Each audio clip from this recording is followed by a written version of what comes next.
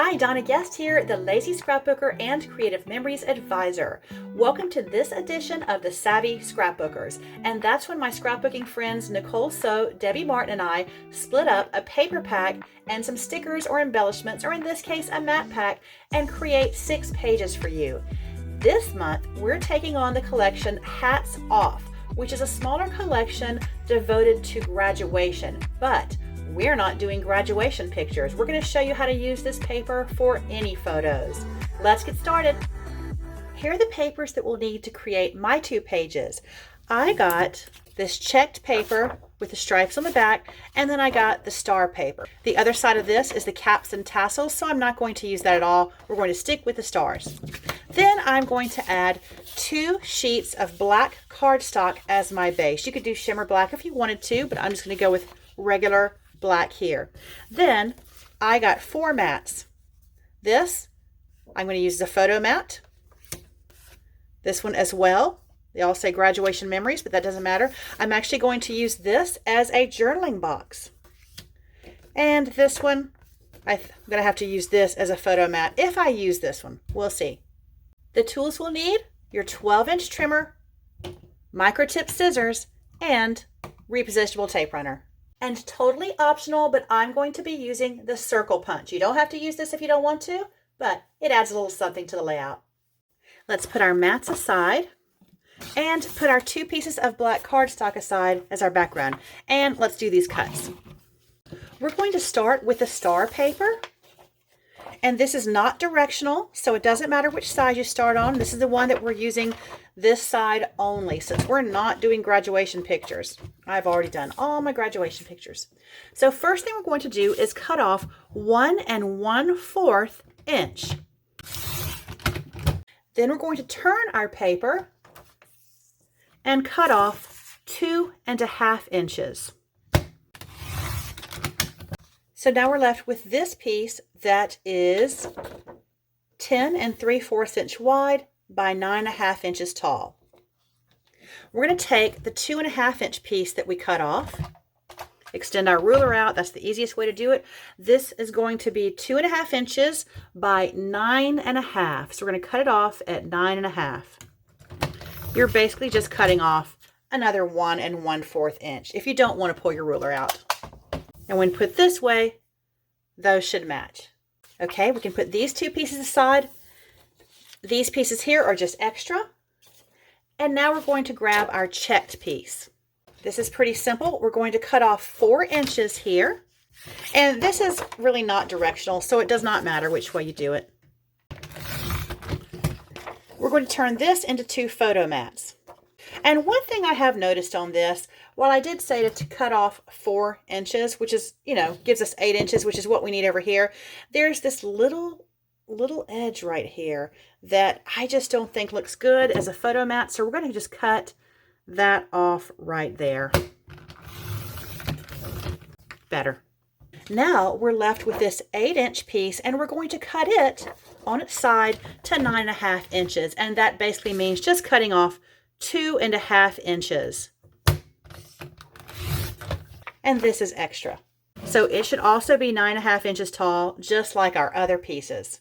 All right, let's put our trimmer to the side. We'll use it for photo mats. And now let's grab our black cardstock. We're going to assemble this. Pretty simple.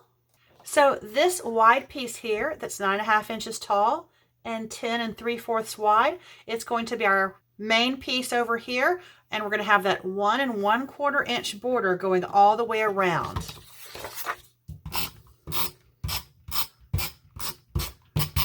Now you can use whatever you want to center this. If you have the 13 by 13 mat, that works. I've got a 0 centering ruler here that I didn't tell you that you needed. You probably have your mat on your table. Then we're going to take the small star piece and extend it over. And I'm just using this page to match it up to make sure it's the right height and the right place. Right. Now we're going to take this big checked piece, but we're not using the checked part. We're going to be using the stripes. And we're going to leave a 1/4 inch in between. And again, that's going to give us this 1 1/4 inch border all the way around.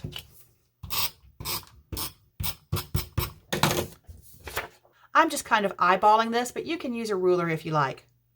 Okay, so now we've got a great canvas that you can really do anything that you like with, but I'll show you what I'm going to do with this. I'm going to take this piece of 4x12 paper and we're going to use the checked side to be a great photo mat. This is beautiful paper, but when you put it as a photo mat, it really stands out, makes the colors really pop out. Love that. So here are my mats that we're going to use, and I've pulled some photos that I haven't scrapbooked yet from 2013. These are August 18th, 2013. That is almost 12 years ago. That's so hard to believe. My big 19-year-old was a little tiny little guy, and I look a lot younger, I think. I'm going to have fun doing these. The main photo of me and him that, you know, looks very nice, I'm going to mat on one of these black frames. And this one I'm going to also mat on a black mat. Now, you'll see, I think I've got to swap these up, because this photo is a 4x6 and this one is a digital size. So it came a lot shorter. And so I'm going to put this one over here because it's big enough to cover this graduation stuff right here, but not big enough to cover this. So this one's going to have to be the plain one, and this one gets the stars. And I think I'm going to narrow that down. So I'm going to trim the mat a little bit so that it's going to be 1/8 of an inch border. So let me get my trimmer out. And we'll do that. So this mat right here is 4.5. I'm going to cut it down to 4 1/4. Oh, I cut off the cutest star too. That was a mistake. Shouldn't have done that. And I'm going to cut 1/4 inch off of this way. And still we've got enough to do that. I'm going to go ahead and attach it first because I'm basically centering it so it doesn't show any of this journaling space right here. Then I will make this 1/8 inch. Now, I can tell I have that on crooked. So let me fix it. Thank goodness for repositionable tape runner. Let me try that again. Okay, I think that's better. Now when I am cutting to get 1/8 of an inch, I'm going to line my photo up here with the left of this cutting mat. And then my cutting line is right here, 1/8 inch to the right. Perfect. And I'm going to do the same thing over here. I could tell my photo was crooked because it started up here and then ended down here. Okay, nice. I like a skinny mat. It gives me more room on the page as well. All right, let's do the same thing with this one, but this is easier. I'm just going to cut off 1/4 inch here, and the 1/4 inch is right here to the right of that trimmer mat. I've cut 1/4 inch off each side, I think. Hope I got that right. These really are pretty papers, and I'm proving that they don't have to be used for graduation. Same thing with Nicole and Debbie's videos. They're not doing grad pictures either. Now, let's mat some pictures on this fun paper right here. It's nice to have the pattern going all the way around. This is just perfect right here. I'm going to go ahead and attach this onto the paper so that I make sure I cut it in exactly the right spot. Look how perfect this is. If it weren't perfect, I would trim my photo, I think. But I'm going to cut it right along this line, giving just a perfect pattern all the way around it. Love that. Now we'll do this one. And I think it may be best up on this end. I think that fits best. That looks good. And now we'll trim it again at that same line. And I've got about a 1 inch strip left over. That leaves me with these two photos. And you know what? I'm going to fussy cut them. This silly little picture right here, I'm going to cut it out and put him as part of this journaling box. That'll be fun. And then this one right here, just because I'm kind of out of room, I'm going to cut out and put along here. These are just some fun pictures. I think we're getting ready to go to church. And this kid, he looked good and he knew it. So fussy cutting is just one of those little things that's just, I find it relaxing. Dark pants in front of this dark door are kind of hard to cut, so I have to be extra careful. But another reason I'm doing this, not just to save room, but we took every picture in front of my mom's front door here, so it's just very, very repetitive. So by fussy cutting these two, I'm only seeing the door 4 times instead of 6, and I think that just looks a little better to me. And rarely do I fussy cut 2 photos on 1 page, but I'm doing it here. Okay, I cut both of those. How cute. And I'm going to trim this mat down a little bit. Let me cut. When you're trimming mats, everything's always centered. So if I'm going to cut a 1/2 inch over here, I need to cut a 1/2 inch over here. And that just makes it easy. And I don't have to think about it too much. I think I may cut 1/8 of an inch now on the top and bottom. And I think that's going to make the little notepad in the middle centered. That looks good.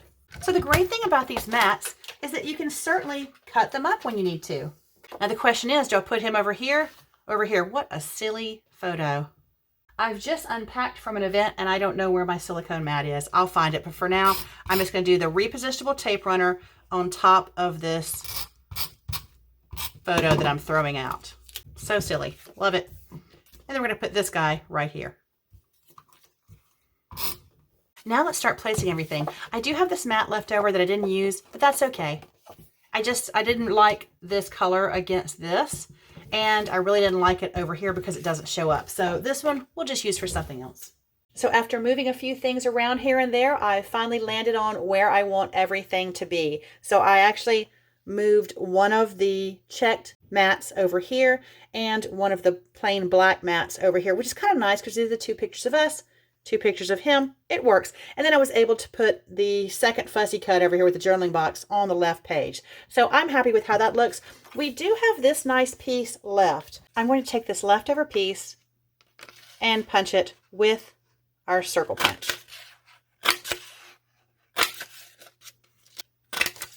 Almost got a 4th one. Those circles are totally optional, but it makes great use of that paper and creates some easy embellishments. I hope you have so much fun with this easy layout. Be sure to like or subscribe so you'll get more ideas. Now, head over to Nicole and Debbie's videos to make their pages. You'll find the link to their videos in the description of this video. Thanks for watching.